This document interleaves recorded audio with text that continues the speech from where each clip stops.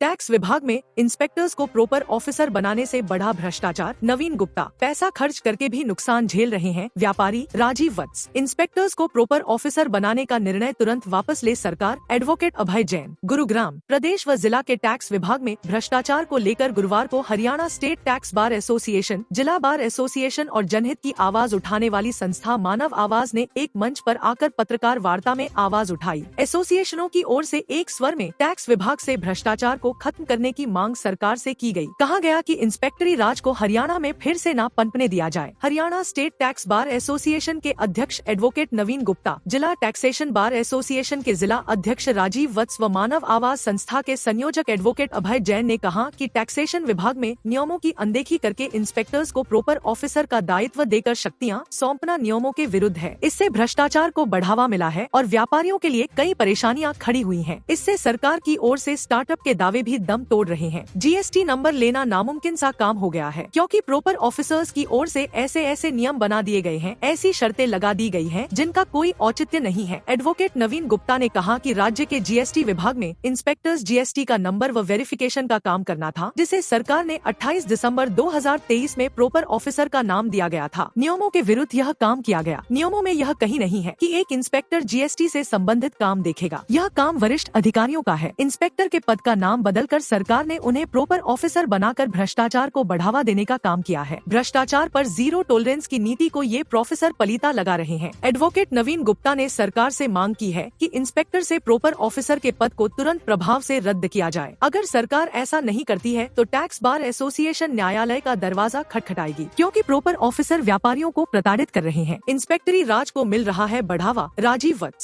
वत्स ने कहा कि जब जीएसटी एक्ट में ही इंस्पेक्टर्स को ऐसी कोई पावर नहीं दी गई है, लेकिन हरियाणा सरकार ऐसा करके इंस्पेक्टरी राज को बढ़ावा दे रही है। उन्होंने कहा कि ये इंस्पेक्टर व्यापारियों से गैर जरूरी कागजों की मांग करते हैं, व्यापारियों के काम अटकाते हैं। उन्होंने कहा कि इससे सिर्फ व्यापारियों के लिए परेशानी खड़ी नहीं हो रही, बल्कि सरकार को भी राजस्व नुकसान झेलना पड़ रहा है। उन्होंने कहा कि व्यापारी पैसा खर्च करके भी परेशान ले रहे हैं। व्यापारियों को जीएसटी देने के लिए fire safety NOC, food NOC, pollution control NOC, municipal corporation NOC, व्यक्तिगत बचत खाता, फर्म के निदेशक की प्रॉपर्टी ऑनरशिप की जानकारी, रेंट एग्रीमेंट की मांग की जा रही है। पैसा खर्च करके भी व्यापारी नुकसान ही झेल रहे हैं। अटके पड़े वैट के 30,000 करोड़ की वसूली पर नहीं होती बात। अभय जैन, मानव आवाज संस्था के संयोजक एडवोकेट अभय जैन ने पत्रकार वार्ता में कहा कि भ्रष्टाचार का पर्याय बन चुके प्रॉपर ऑफिसर को हटाया जाए, जिससे कि टैक्स का काम सही हो सके। जीएसटी नंबर के लिए नियमों के नाम पर जो पेंच लगाया। भाई और जो भी इंडस्ट्रियलिस्ट यहाँ पे आए हुए हैं उन सबका बहुत बहुत स्वागत है। ये जो पत्रकार वार्ता हमने रखी है, ये एक पावर जो है स्टेट सरकार ने इंस्पेक्टरों को दी।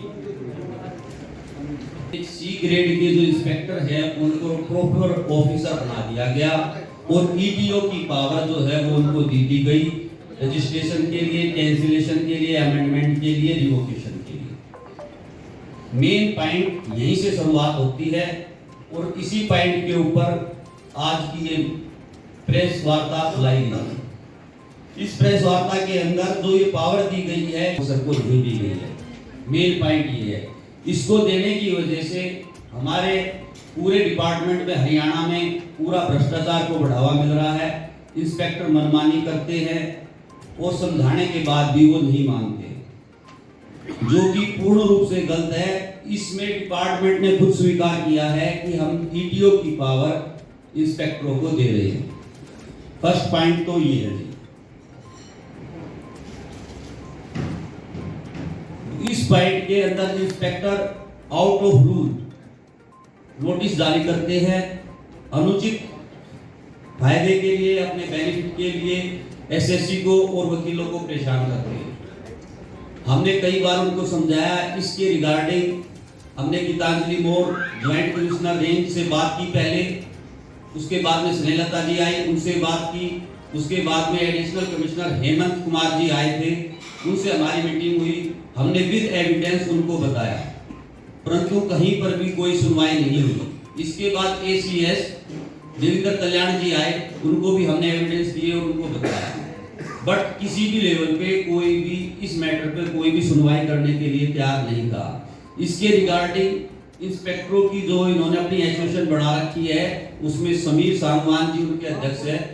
इसके रिगार्डिंग उनसे भी कई बार बात हुई और हमने कहा भाई ये जो कार्य इंस्पेक्टर कर रहे हैं आप इनको ठीक कराओ, ये गलत है, परंतु उन्होंने भी कहीं पे भी किसी भी प्रकार की कोई सुनवाई नहीं हुई। इससे तंग आकर के आज हमने ये प्रेस वार्ता बुलाई है।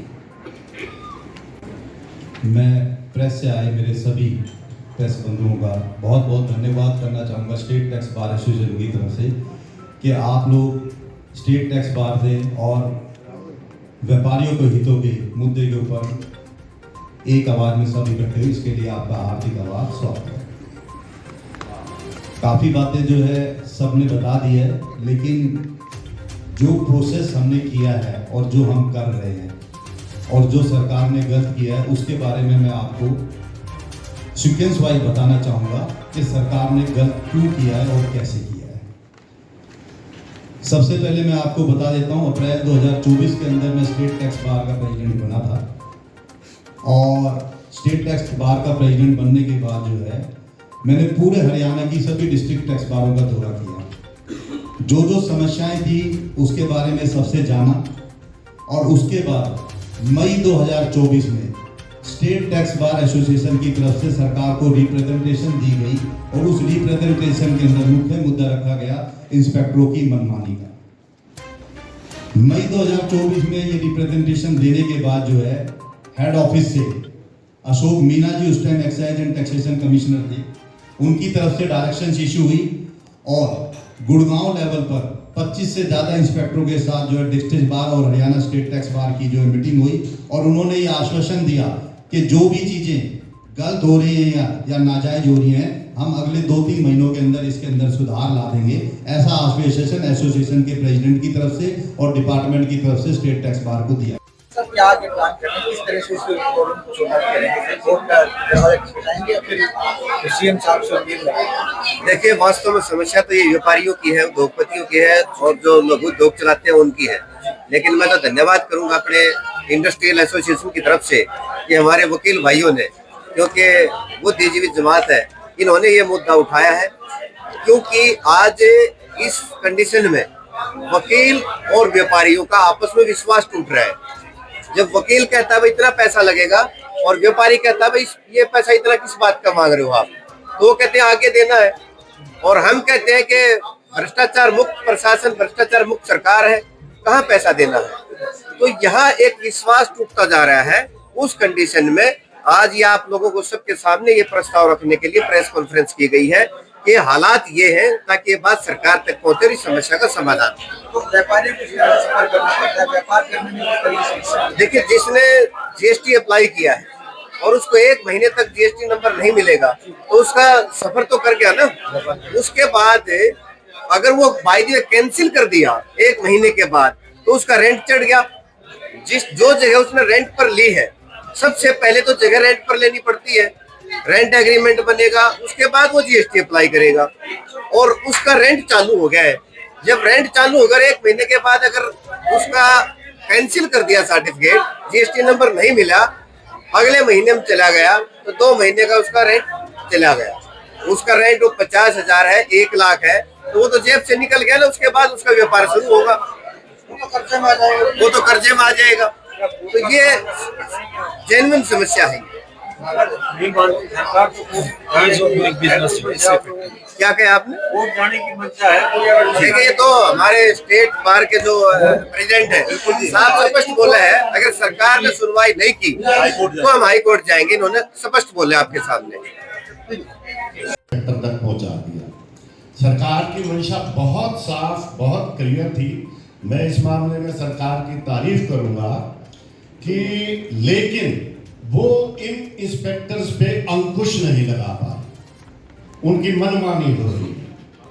सरकार ने ओटीएस लाई, उसका मतलब था जितने भी मेरे छोटे व्यापारी, जितने भी छोटे छोटे पैसे पड़े हैं उन लोगों का वो पैसा ठीक तरीके से 1 लाख तक तो कुछ देना ही नहीं है, वो काम जल्दी से निपट जाए। लेकिन इन इंस्पेक्टरों ने ही उसका बेड़ा गर्क करके रखा हुआ है और वो स्मूथनेस, वो जो सीमलेस होना चाहिए था वो नहीं हो पा रहा। ये मतलब मैं अपने विचार रख रहा हूं कि ये सरकार को ही परेशान और फेल करने की मुझे लगता है कोई साजिश ही हो। सरकार अपने एंड से बहुत अच्छा कर रही है और इंस्पेक्टरों को वो पावर दे दी गई है जिस पावर को उनको देना कॉन्स्टिट्यूशन के खिलाफ है, इलीगल है। और वो अफसर आप समझ सकते हैं किस तरह व्यापारियों को परेशान कर रहे हैं। राज्य वकील ने बताया, आप समझें जो भी टैक्स के वकील होते हैं वो एक व्यापारी से टैक्स लेकर सरकार को जमा कराने के बीच की कड़ी का काम करते हैं। तो उनका प्रेस कॉन्फ्रेंस करना जब भी संभव है जब वो बिल्कुल सब सीमाएं खत्म हो जाएं, क्योंकि 1.5 साल से काफ़ी बड़ी संख्या में सरकार को हर एक लेवल पर ज्ञापन दिए गए, उनको समझाने का प्रयास किया गया कि भाई सर ये पावर गलत है, इसका मिसयूज हो रहा है। इंस्पेक्टर ने बताया अभी वक्त ने कि अगर जीएसटी का आपको नंबर लेना है तो इंस्पेक्टर जो हैं जिनको भाई और प्रेस के बंधुओं को, और बड़ा ही अच्छा विषय है। जीएसटी जो है जुलाई 17 में सरकार द्वारा लागू हुआ, बड़ी आनंद फानंद में बड़ी जल्दी लागू हुआ। सिस्टम नहीं था लेकिन सरकार को लगाना था। तो एक तरह से जीएसटी जो है कुछ सिस्टम बाद में बने, जो इनपुट वगैरह का जो क्रेडिट लेना होता था वो ऑटोमेटिक नहीं था, वो जाके हमारा जनवरी 23 में लागू हुआ। इस विषय पे जो आज हमारे अधिवक्ता भाइयों ने जो बात कही है, इसमें सबसे बड़ी दिक्कत ये है कि जो इंस्पेक्टर को प्रॉपर ऑफिसर का नाम दिया है, सरकार ने 28 दिसंबर 2023 को क्वासी जुडिशियल मेमो नंबर 834 के तहत ये पावर दी थी। लेकिन फिर सरकार ने मीमो नंबर 48 9 जनवरी 25 को अपनी इस समस्या को समझा कि कहीं ना कहीं गलती है, और उसने इंस्पेक्टर्स के लिए कहा कि प्रॉपर असेसिंग ऑफिसर से परमिशन लेके कोई भी काम करना है। तो जो हमारे एडवोकेट भाई उठा रहे हैं कोई नई बात नहीं हो, सरकार भी चाहती है कि ऐसा हो, लेकिन ऐसा हो नहीं रहा है। इसमें सबसे बड़ी बात है जो इंस्पेक्टर जरूरी नहीं है कि हर समय 24 घंटे अपनी यूनिट पे बैठा रहे, वो उसके पास बहुत काम है, अकेला वन मैन शो होता है। तो उस सिलसिले में उससे तरह तरह की एनओसी मांगी जाती है। रेंट एग्रीमेंट व्यापारी देता है तो रेंट एग्रीमेंट के साथ कहा जाता है कि इस प्रॉपर्टी का ओनरशिप हमें डॉक्यूमेंट भी दीजिए। अब मेरे ख्याल से कोई भी मेरे को नहीं लगता कि अगर हम अपने मकान मालिक से या किसी हम फैक्ट्री ओनर से कहेंगे कि हमें डॉक्यूमेंट दो तो वो देगा, वो मुझे नहीं लगता कोई देगा। तो वो एक पेज सा फंस जाता है कि एसएससी जो है वो रेंट एग्रीमेंट की कॉपी दे रहा है और उधर उससे उसके मालिक। मुद्दा ये है कि हरियाणा के अंदर इंस्पेक्टर्स को पावर डेलीगेट की गई रजिस्ट्रेशन कैंसिलेशन और अमेंडमेंट की, जिसका कि पूरे हरियाणा में इंस्पेक्टर दुरुपयोग कर रहे हैं और व्यापारी वर्ग को परेशान कर रहे हैं। इंस्पेक्टर को पार्टियों को ऐसा नोटिस देते हैं रजिस्ट्रेशन के लिए जिस नोटिस का कंसर्न जारी एसओपी जनवरी 2025 में उससे कोई रिलेशंस नहीं है। अननेसेसरी के डॉक्यूमेंट्स मांगते हैं, fire NOC, pollution SOC, rent agreement से रिलेटेड विटनेसेस की डिटेल्स और काफ़ी ऐसी चीज़ें हैं जो कि एसओपी के अगेंस्ट मांगी जा रही है, जिसके कारण कि कहीं ना कहीं ये अंदेशा लगता है कि इस तरह की रिक्वायरमेंट अगर इंस्पेक्टर्स के द्वारा की जा रही है तो उसका उद्देश्य क्या है, एक्सटॉर्शन ही है। तो कुछ ना कुछ इंस्पेक्टर ऐसा चाहते हैं जिसके कारण कि वो अननेसेसरी के कागज जो है व्यापारी वर्ग के रजिस्ट्रेशन के लिए मांग रहे हैं। Pollution NOC, fire NOC, municipal corporation का हाउस टैक्स, रेंट एग्रीमेंट में जो है ऑनरशिप प्रूफ, ठीक है, जियोटैग 40 फर्म के आगे की पीछे की जियोटैग फोटोज, फायर जो है अपना फायर एनओसीज, ठीक है, फूड की एनओसीज, ये तो पहले फूड रजिस्ट्रेशन लाओ, प्लस जो है रेंट एग्रीमेंट होल्डर्स में जो विटनेसेस है उनके आईडी प्रूफ, इस तरह के काफी कागज हैं जो कि ऑलरेडी रह रहे हैं। इससे रिलेटेड हमने कुछ नोटिस जो है सरकार के आला अधिकारी को दिए भी हैं और वहां से जो है डायरेक्शंस भी इशू हुई है और SCN पोर्टल की जांच करके सभी इंस्पेक्टरों की डिटेल्स निकाली जा रही है जो ये गलत नोटिस है। इन तमाम डॉक्यूमेंट्स की पेंडिंग होने की वजह से लगभग कितने व्यापारी ये डिटेल क्योंकि विभागीय है, लेकिन क्योंकि मैं गुरुग्राम और पूरे हरियाणा की ये डिटेल्स रफली सा आपको बता देता हूँ कि गुड़गांव डेली जो है करीबन 10 से 15 रजिस्ट्रेशन अप्लाई होते हैं, और अगर हम उनकी जांच की जाए तो मुझे लगता है कि हरियाणा के अंदर करीबन 5000 से ज्यादा रजिस्ट्रेशन पूरे हरियाणा के अंदर पेंडिंग होंगे, जो कि आज की डेट के अंदर एक बड़ा इशू है। ये इसमें पेंडिंग का मतलब नहीं है। जिसने सेवा पानी कर दी, जिसने पैसा दे दिया, उसकी फाइल निकल गई, अब वो दिखा दे फाइल क्लियर है। बट जिसके ने नहीं दिया या जो आगे पेश नहीं हुआ तो उसको कैंसिल कर देते हैं। तो कैंसिल करके भी उसको डिस्पोज दिखा देते हैं कि डिस्पोज हो चुकी है फाइल। है जी, बिल्कुल कहते हैं। मतलब जहाँ पे अगर जो कोई एडवोकेट हल्का है या जो वो डायरेक्ट मतलब उसको कह देते हैं पार्टी से भी एडवोकेट के पास मत जाओ, आप डायरेक्ट हमसे बात कर लो, हम आपका काम जल्दी कर देंगे।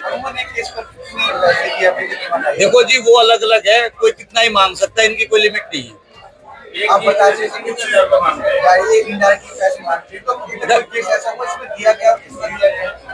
देखिए सर, ऐसा तो मतलब कोई बताता नहीं है, जिसका काम हो गया वो नहीं बताएगा।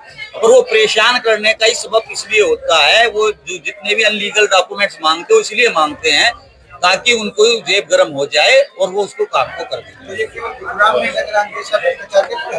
देखो जी, टोटल हरियाणा में है, बट गुरुग्राम में सबसे ज्यादा है।